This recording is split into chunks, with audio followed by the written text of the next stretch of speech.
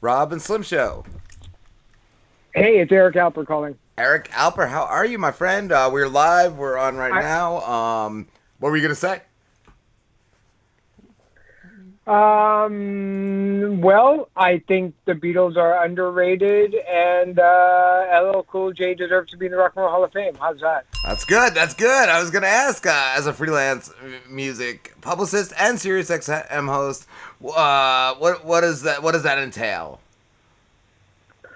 Well, the show is a 1 hour talk show on Sirius XM called At That Eric Alper Show, and ironically enough, it's named after me, which is amazing because I get to be on it, and it's really an opportunity for me to talk to musicians and people in the music world that I've long admired, and it's really just my sad excuse on able to talk to them for a little bit and hang out with them. That's super cool. Super cool. I loved you coming out and saying the Beatles. I feel the Beatles are overrated.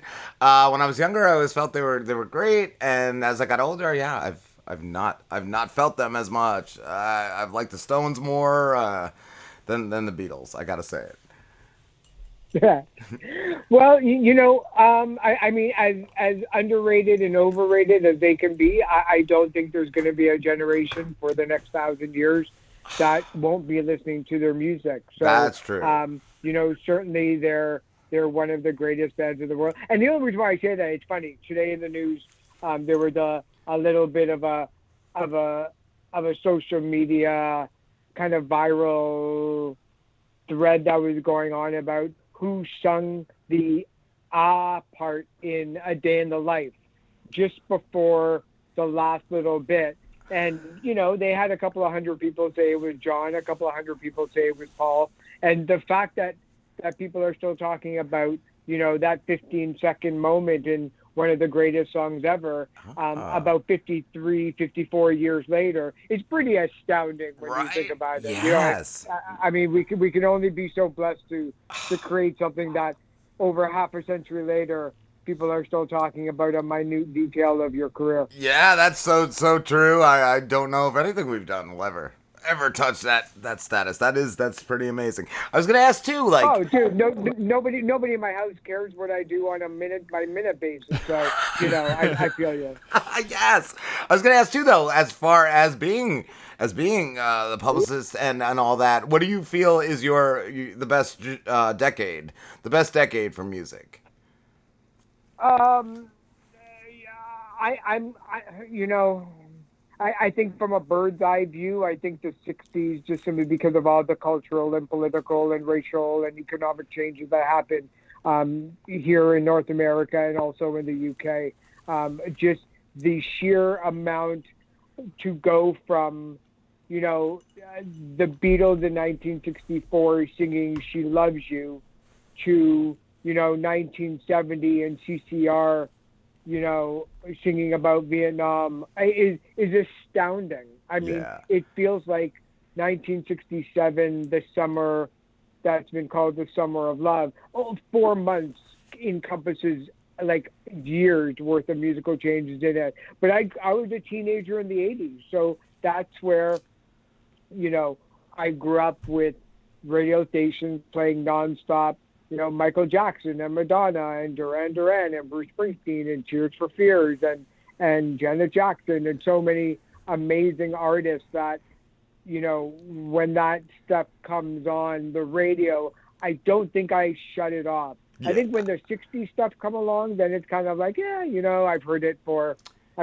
like 4 decades now, so it's okay if I skip it. So I don't know. I think culturally, just the 60s were far and away, I think, one of the best decades, but Yeah. I think everybody's got their own special favorite that they were obsessing over. Absolutely, and I feel like whatever decade you grew up in is the decade you love the most musically. Yeah, and that's why, whenever I post on Twitter about artists like Olivia Rodrigo or I mean, Olivia definitely, but probably things like Drake or The Weeknd or Ariana Grande, who are just continuing to break record after record after record and smashing the Billboard Hot 100 chart of historic achievements, people that are between the ages of 40 and 55 are like, I don't get them. And I'm like, you don't have to, Yes. it's not for you. Yes. If you're offended by Nicki Minaj, then, somebody needs to take a look back and see how angry your parents were that you were watching Madonna on the MTV Awards wriggling around in a wedding dress. Or even the fact that Elvis shaking his crotch on stage. That was like super offensive. Frank Sinatra. Yeah, or Frank Sinatra, or any jazz group in the 1920s and 30s.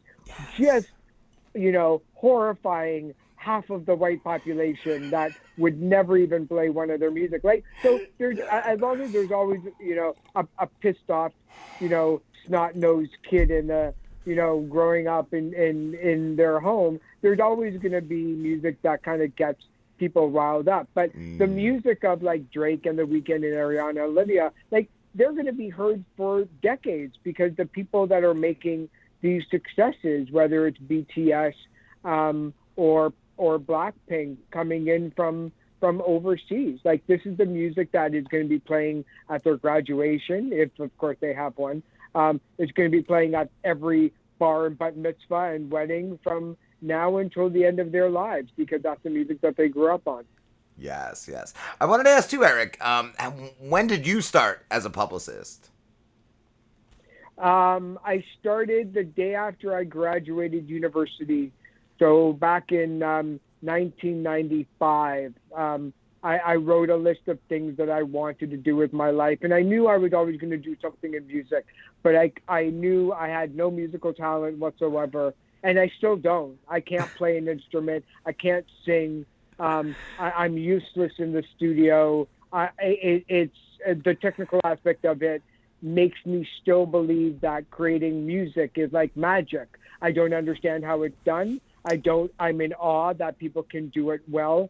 And I just kind of want to surround myself with really good people, and becoming a publicist was something I had a real good interest in from the time I was a teenager, because I used to read Billboard magazine when I was a teenager from the time I was like 12 or 13.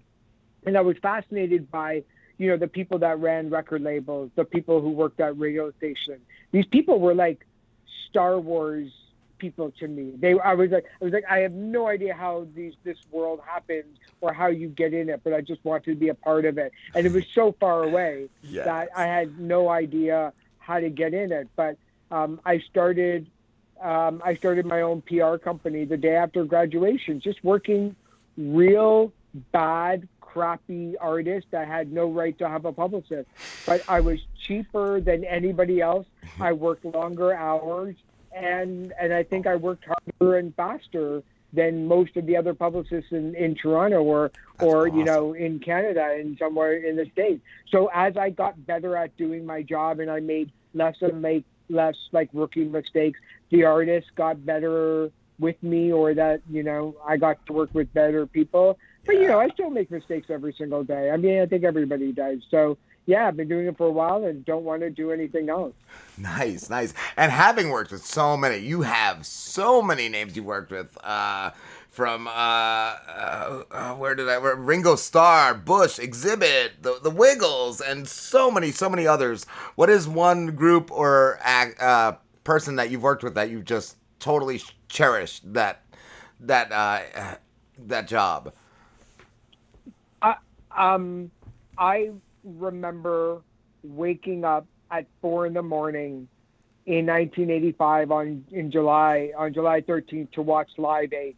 And Live Aid was the massive worldwide concert that was born out of Bob Geldof and Midge Ure putting together Band Aid, which was raising money and awareness for the starvation and drought that was going on in Ethiopia. And they did Do They Know It's Christmas, that led to USA for Africa's We Are the World and all these songs around the world for their own country. So when I got to work with Bob Geldof, Bob Geldof was one of these guys where I followed his career from the time that he was in the Boomtown Rats. But the fact that he was able to use music as a way of literally changing the world. And I'm not saying the Beatles changed the world, and the Rolling Stones changed the world, and Madonna changed the world, and yeah, all of those happened. But it's like, I think Bob Geldof specifically set out to do his own road and trying to end the famine that was going on. And the only thing he knew how to use was music and his contact list of people like Phil Collins and Wham and Boy George and Culture Club and all of the cream of British music that I listen to on a daily basis. So not only did that determination and that strength kind of impress the hell out of me, but the fact that he was able to change things politically and economically and socially and racially for a good chunk of the planet made me so happy to no end that I was working with him and got to hang out with him for a while when he was touring Canada. And I just peppered him with every question I can possibly think of. I was probably just such a nudge to him. But I've got to know him over the years since then, and we've had a fine relationship. But that's, like when you're standing in front of Ringo from, with his solo album, 99% of me can't get over the fact that, like, you were in the Beatles. Yes. Like, that's it. Like, there's 4 people that can actually stake that claim. There's been 19,500 books written about you 4 guys. You've never really revealed a whole lot. Amazing. Yeah. Like, great job. Yeah. And as long as I didn't confuse the daily schedule from the Wiggles and from Guar. That's what I was wondering. You ever make a mistake? So like Wu-Tang Clan, then I was good. I mean, those are still fun days when I get to work like, something like that with a complete opposite. I love that stuff. Yes, totally opposite end of the spectrum. Absolutely, absolutely. And do you have to go into that project differently? Yeah, the way how you can kind of be around a group like the Wiggles, who like are the nicest people that you'll ever want to meet, but they were also, they were formed out of a punk band, so they can hold their own when it comes to dirty jokes. Like they've got, they've got their little attitudes that come out from time to time, but that's just them being human, Yeah. They're not going to have a food fight, and start giving people the finger, but they were the nicest people in the world, and so was Guar. Like outside of their costumes, Guar looked like 5 accountants. I always wondered. I always wondered what Daft Punk looked like under the helmets. Daft Punk, they always have those big astronaut helmets. You wouldn't be able to recognize them. You would probably say, "Excuse me, sir, but where is the nearest library?" Thinking that they know exactly where it is. Yeah. But then when they start handing out bibs to protect your clothing from the fake blood and vomit that is going to be thrown at you for 2.5 hours, that's a little bit of a different experience than the Wiggles. Yes, true. I was gonna say, I was thinking too. That's probably one of the most genius ways to be a celebrity and not get bothered by people is with the mask or a helmet or something, and then you walk out in public and nobody bothers you at all. I think that was the biggest mistake for Daft Punk, because Daft Punk could have been like MF Doom and send people around the world wearing a mask, and nobody would have ever been the wiser. I saw you worked with MF. That is incredible. He was an amazing act. Yeah, I worked with him for a number of years. I worked with the whole Stones Throw Records crew with MF Doom and Madlib and Peanut Butter Wolf and Mayor Hawthorne and Jay Dilla and J Rock. And losing MF Doom was heartbreaking enough. But when you go back and you realize that Mad Villainy, the album that he did with Madlib, is still one of the greatest records to ever be produced. Yes. It's stunning what came out of that label in such a short period of time. And a lot of it had to do with Peanut Butter Wolf and Madlib just hanging out in the studio and then going crate digging for anything cool that they can get their hands on. that whole label and the crew and the DJs and the remixers are some serious record collectors. Yes. Yeah, the night I heard he passed, I listened to that album. I listened to that album in its entirety. It was just really cool. Really cool to just sit there and just listen to his stuff. But he was a cool act. He was a cool act because he was like a villain. He was like a bad guy. Like, not a lot of people I feel want to like go out there and be that guy. Yeah, it's funny. The last time that we went record shopping, they were here in Toronto, and we went to a local record store, and they bought MF Doom and Madlib bought every single copy of the Hall & Oates collection on vinyl, every album that they can get their hands on from Hall & Oates. And look, I'm a Hall & Oates fan. I certainly, admire them. They've got some, a half a dozen, 2 dozen like classic songs forever. Yeah. But I was kind of looking at Madlib and I was like, really? Like Hall & Oates? Like really? And he was like, oh, like you just wait. And then like the next album, chock full of Hall & Oates stuff that have been twisted and turned and spun backwards, and they used 1/10 of 1 second of a beat to create something else. It's like, oh, yeah. I see. And that was a huge educational lesson. It's like, never never slam anybody, because you never know when your favorite DJ is going to use them and be like, oh, this I understand now, Yes. I was going to ask you too, Matt, talking about albums and all that. As far as media, like vinyl, CDs, digital, what is your favorite form of media? I'm kind of a Luddite. I have a Bluetooth speaker that I listen to with my AirPods. I'm not one of these people that, has 10,000 albums and is, knows every single track on every single B-side. I did a test yesterday just for giggles, because the big news was that Amazon and it was Amazon and Spotify and Big Apple are going to be providing high-res audio now, starting in a couple of weeks. Yes, and I saw that. And for a lot of music lovers, that's amazing.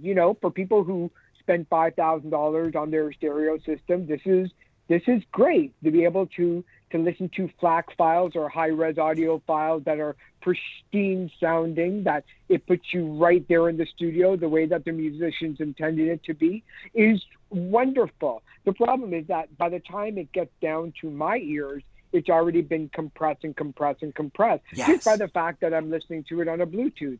So for giggles, I went on a site that did a little bit of a quiz on which one had the better sounding file. One was an MP3, the other one was a CD, the other one was a FLAC file. And I got like 1 out of 6. I mean, so that just tells you either my ears are completely wrecked, which I'm sure that they are, or that listening to it on my Bluetooth, I have no idea. So I'm going to buy the box set. I'll buy your box set for $400. I'll do that for you to my favorite artist, but I wouldn't be able to tell the difference. That's what I was going to ask. So I'm a Spotify guy. I'm music streaming. Look, man, I got like a half a dozen computers in the house. None of them have a CD drive in it. No, nice. I recently just bought one on accident without a CD drive, just because I have so many CDs left. But right now it doesn't make a difference because, I use Spotify. I have a Bluetooth speaker. And I was just going to say that too, as far as even just, the different formats on the computer, MP3 to a wave. It's no different. No different in my ears. So they say waves are better, but MP3s sound just as good. It is, when you're, for people who want like the ultimate test, and I know not everybody has Sirius XM, but if you go from Sirius XM to an FM radio station playing music to an AM station, there's a remarkable difference that are on it. But I think the problem is that the great majority of people out there, like myself, don't even know what to look for or listen to. If you tell them that there is a little tinny sound of the cymbal that you can now hear, I bet you 80% of the people will go, oh yeah, I hear it now, and it wasn't even there. Right. I do notice a difference though. Just talking real quick, Slim has a new board in that we record on, and I could hear like different things in songs differently from it when it's played. But just as far as like most everyday things go, like I remember years ago I bought a pair of expensive headphones and I didn't even like them. I like the cheaper $20 headphones. Way better. Way better. There's a great story about Prince when he was recording When Doves Cry, and it was a huge hit. It hit number one. There's no bass on that song, and it's still one of the funkiest songs ever recorded. Prince originally laid down a bass track, but he removed it before the mastering session, before it was done. And when the producer asked him, how come you ended up, taking it off? And Prince said, because I can still hear the bass on there, even though that I took it off. And I want people to think that there is a bass track on there. To a T, 99.99999% of the people could not hear a bass, even a smidgen of a bass note in that song. But Prince claims that he can hear it. Now, part of it is Prince is spinning on a different planet altogether. Right. He's not human, So he just actually might be able to remove a track altogether. Literally, if this was a computer, dumping it into a trash and deleting the file so there's no speck or a hint of it. Or maybe Prince has super ears and maybe he can actually hear better than most computers. I wouldn't put it past him.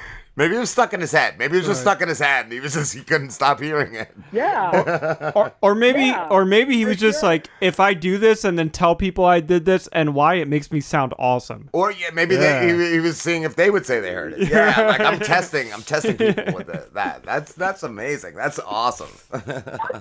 All Prince wants to do is have fun with everybody else on the world around him. Right. That's all. When he was alive, he would probably say something, and half the people in the room would have no idea what he's talking about, but still think he's a genius. The other part of it would understand completely what he's talking about and still think he's a genius. How many albums did he have that were not released? Sorry? When he died, I forget how much they said like he had in his home albums that hadn't released, and it was like a colossal amount.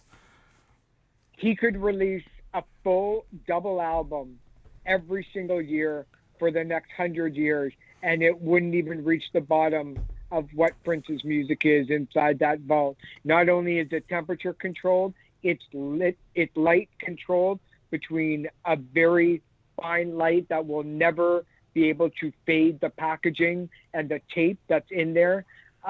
It's all clearly marked.